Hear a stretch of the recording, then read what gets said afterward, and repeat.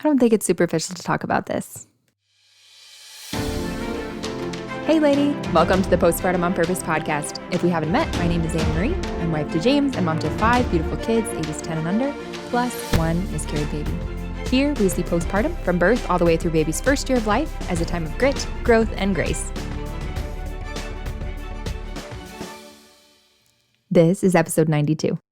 Hi lady, I hope you're well. Listen, let's get right into it. If you have been around a minute, you know that we start with free things, and free things is a gentle reminder to myself as well as to you that there is always something to be grateful for, and that a rich, beautiful, meaningful life is available to all of us, no matter the size of our family or our budget. Free things this week, kind of all across the board. 1, my son received a hand-me-down model railroad set from my uncle, and it is vintage. I guess you'd classify it that way. It is 25 years old and has been very minimally used, and my son is over the moon. He turned 10 a couple of weeks ago, and model railroading is his passion, one of his main passions, along with Lego building. This is just a gift and a dream come true for him. Other free things this week. I witnessed just the cutest scene. I was driving to pick up my son from piano lessons, and I turned onto the road that his piano teacher lives on. And there was a dad walking his daughter home from school, because there's a school not far away, and he had his son perched on his shoulders. And it was just the most precious, beautiful, strong thing. And I thought it was a great example of the strength of masculinity at the service of other people, right? He was using his strength to carry his son and holding his daughter's hand, and she's just bopping along. She's got her hair in pigtails and just like do.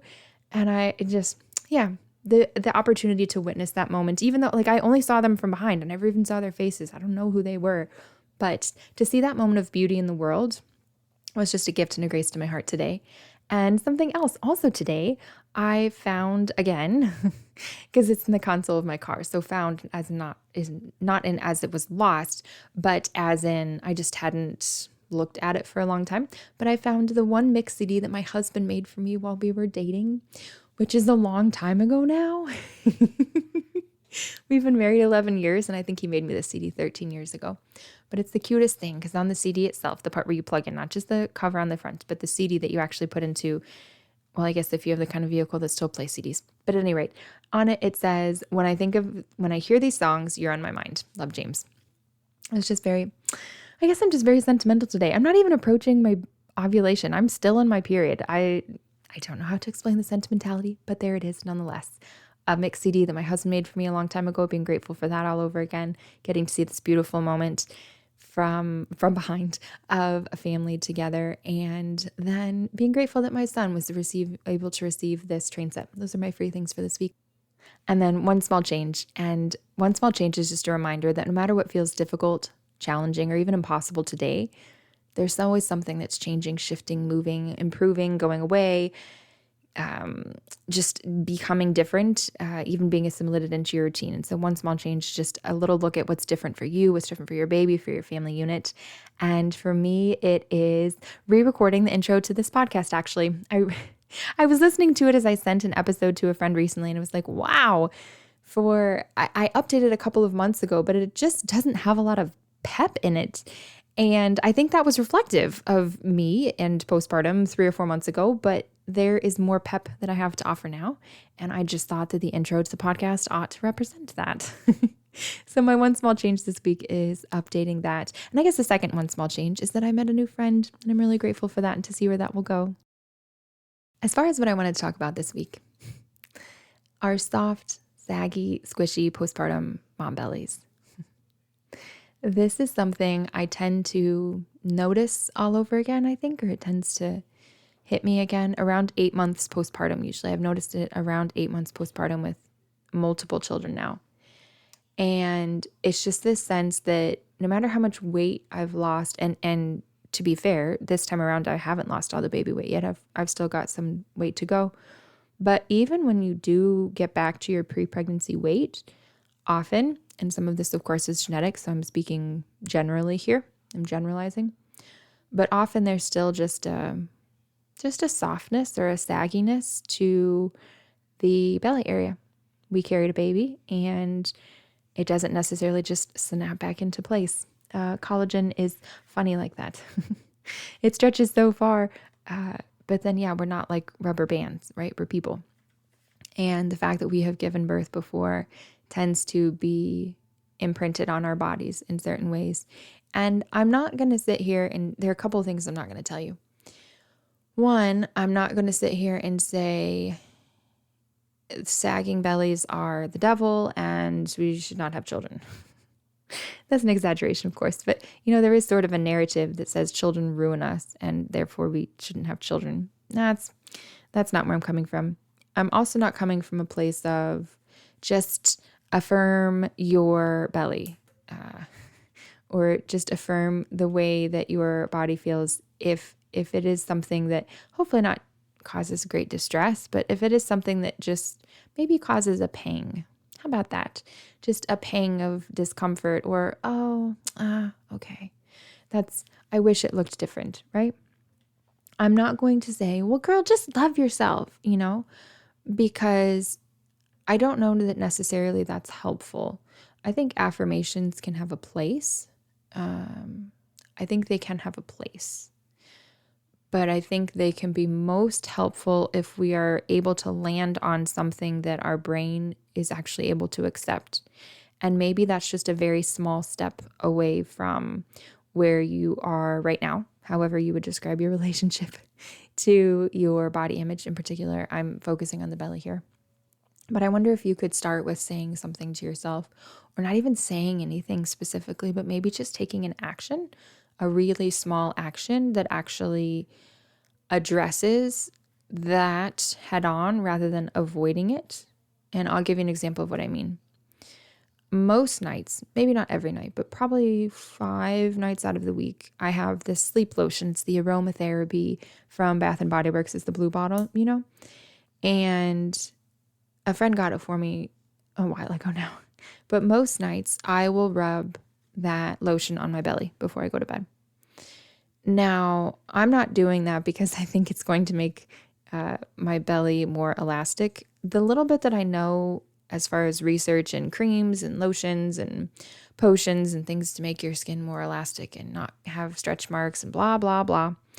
The little bit I know is that those things aren't terribly effective other than moisturizing your skin. Don't get me wrong, moisturizing is great. But they're not necessarily going to make the appearance or elasticity of your skin change a whole bunch. But the point of rubbing the lotion on my belly for me is to acknowledge 2 things. 1, I'm addressing head on the fact that I would like it to look a bit different than it does.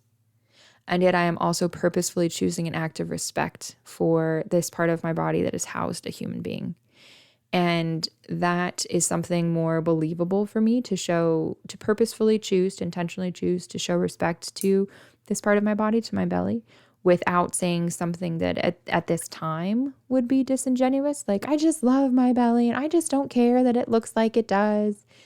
I'm not saying I don't care or that I don't notice or that I don't pay attention. I do notice and it does matter to me, but it's not the most important thing. I think maybe that's something else I'd like to get across too, is just maybe putting into context the fact that, yes, my body looks different now than it did. Well, it looks different now than it did before I'd ever been pregnant. But yes, it even looks a little bit different now than it did after 1, 2, 3, and 4 babies. There was a video, I'll try to find it and link to it, but it was a YouTube video that I saw that Stacey Summerall did. And she talked about body image after baby. And she actually showed on camera, I thought this was really kind of her. She showed on camera what her belly looks like after she's also had 5 children and 1 emergency C-section.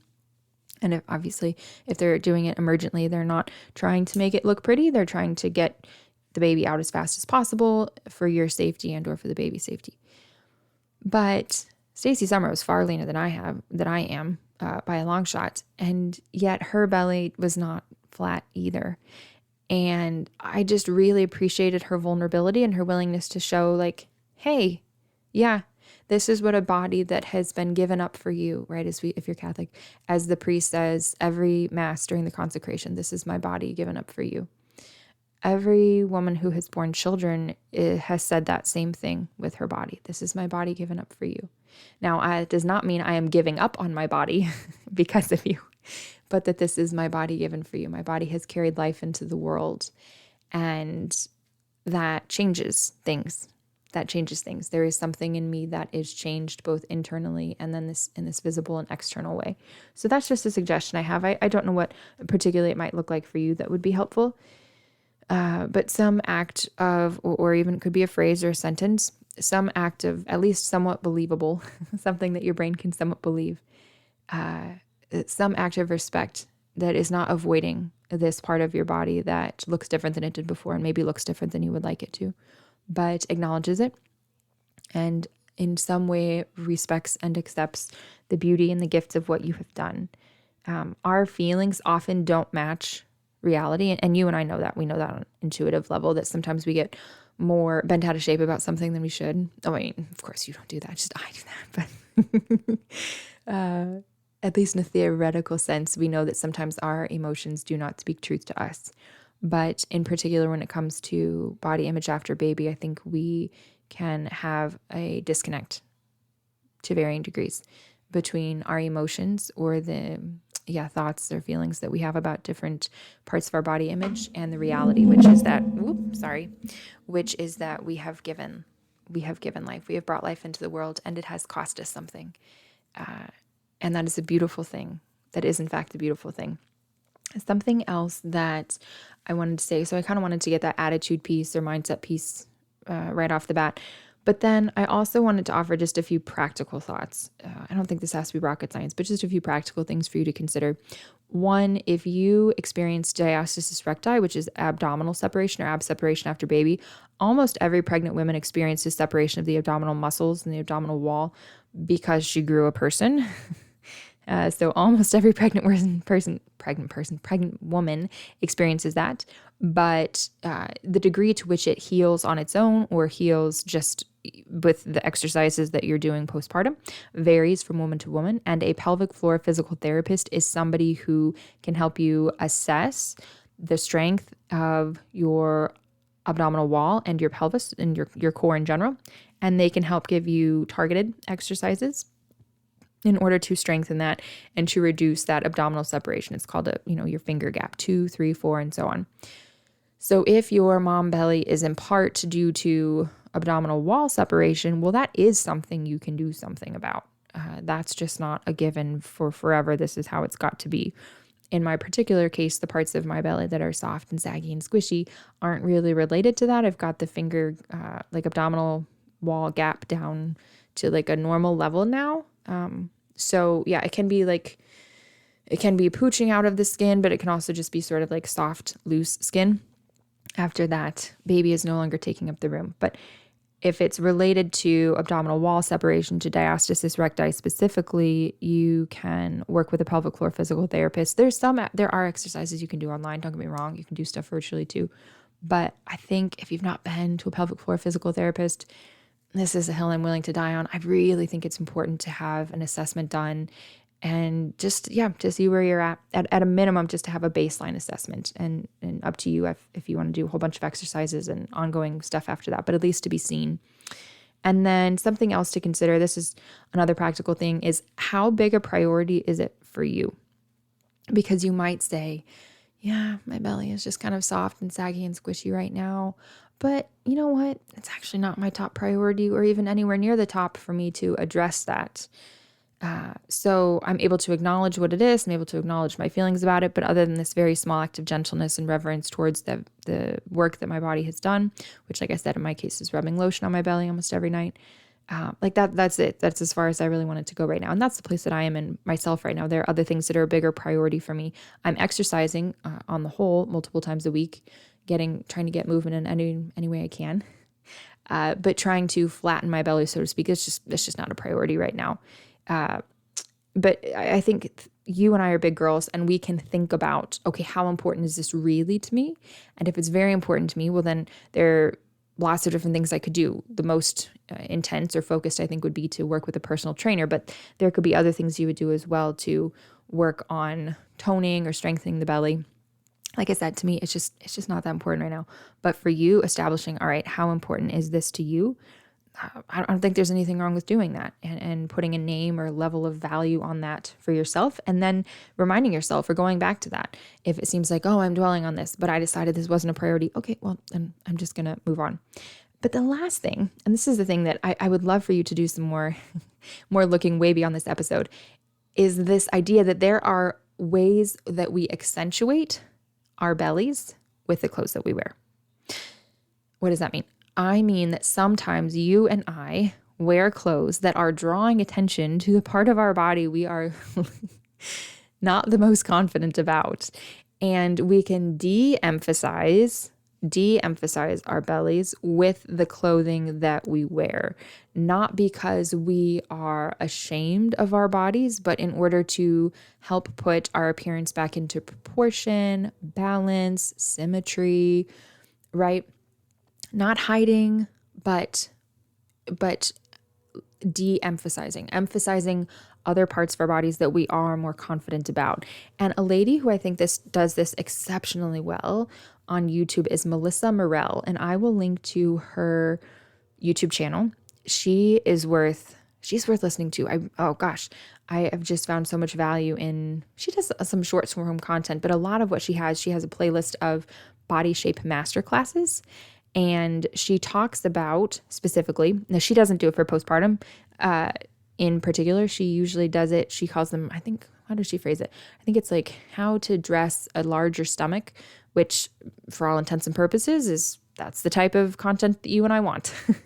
But she has these body shape masterclasses, and she talks about bringing the body more into an hourglass shape and how we do that. And there are 3 specific things that she suggests to take attention away, so that the first thing somebody notices when they notice our appearance is not, oh, her belly is kind of saggy or, oh, her belly.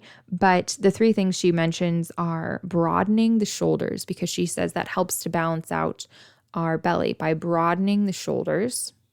So choosing clothing that broadens the shoulders. Something else she encourages is choosing clothing that is a V-neck as opposed to a crew neck. And this can be kind of a tough one for us ladies who are trying to not wear revealing clothing. Okay, I'm not going into a whole modesty episode because Jiminy Christmas, is that really what either you or I need today? But you and I who are trying to dress in ways that dignify ourselves, in ways that respect the dignity of the human person, the people that see us, that all of that, if we are not trying to wear very revealing clothing, and one of the things I mean by that would be plunging necklines, a V-neck can be kind of a tricky thing for us, because it's like, okay, well, how low is the V going to go? And if I'm if I'm up and down and all around playing with my kids and my shirt is constantly falling away from my chest, well, I don't prefer that either. But if we can just stick to the main point, Anne-Marie. But the main point just being, if you can find a V-neck that puts a little bit of skin there and a little bit of that shape, that can also help draw the attention away from focusing on the belly. And then the third thing is choosing clothing that nips us in at the waist. That's what she says. She says, it'll nip you in at the waist. And she's British. So yeah, she has an accent. And that is a little part of the draw for me too, I will admit. But I will give you a very specific example from my own wardrobe. My mom found the cutest, they're not lime green, they're like a mint green cropped jeans, I guess is what they would be. They don't look weird, they look awesome.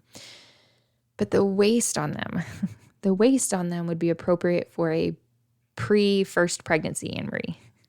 Most of my clothing now has a very high waist because it sort of helps everything stay in and sort of smoothed. But the waist on these jeans, I am waffling right now on whether to keep them, because I said I love the color. But the waist encourages muffin tops. And I have to be careful that I have a thick enough material for my shirt so that I don't look bulgy, right? But if we find clothing that nips us in at the waist, and maybe that just means a higher waistband, right? So that we're not sort of spilling over the sides. Maybe it means more supportive undergarments. And this is actually, this is not a thought I should have been having at church, but that occurred to me at church on Sunday was, oh, would I ever want to try shapewear? Like, would that be helpful to me specifically for church dresses? I don't probably mean for everyday wear, but would that make sense to me for my church dresses? It's a thought I'm having. The thought is not fully formed. I am just sharing it with you in case it's occurred to you too.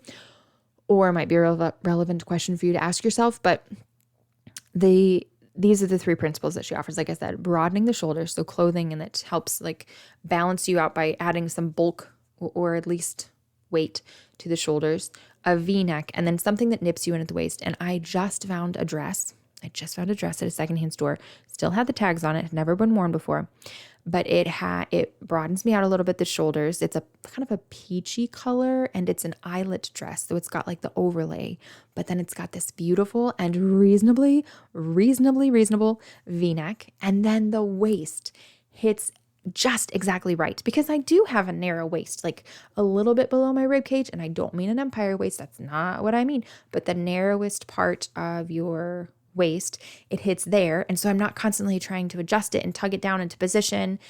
And it fits. It just fits. And this is the last thing. This is not Melissa Morell's principle. This is bonus number 4 from Anne-Marie. It's okay if you just start out with 2 things that fit you. Just seriously, 2 things that fit well and that you can feel confident in, and you can build from there. It's okay if you wear the same couple of things over and over again, if they are things that you feel confident and put together in, and not like you're constantly trying to adjust and shift and cover and move. Just start really small. But if you can go to a thrift store or a secondhand store, it doesn't have to be a brand new place, and find 1 or 2 things that you feel comfortable in, where you don't feel like you're drawing attention to the part of your body that you are a little uncomfortable with. Perfect. Start there. That's your base. I hope that's helpful, lady. I'll talk to you next week.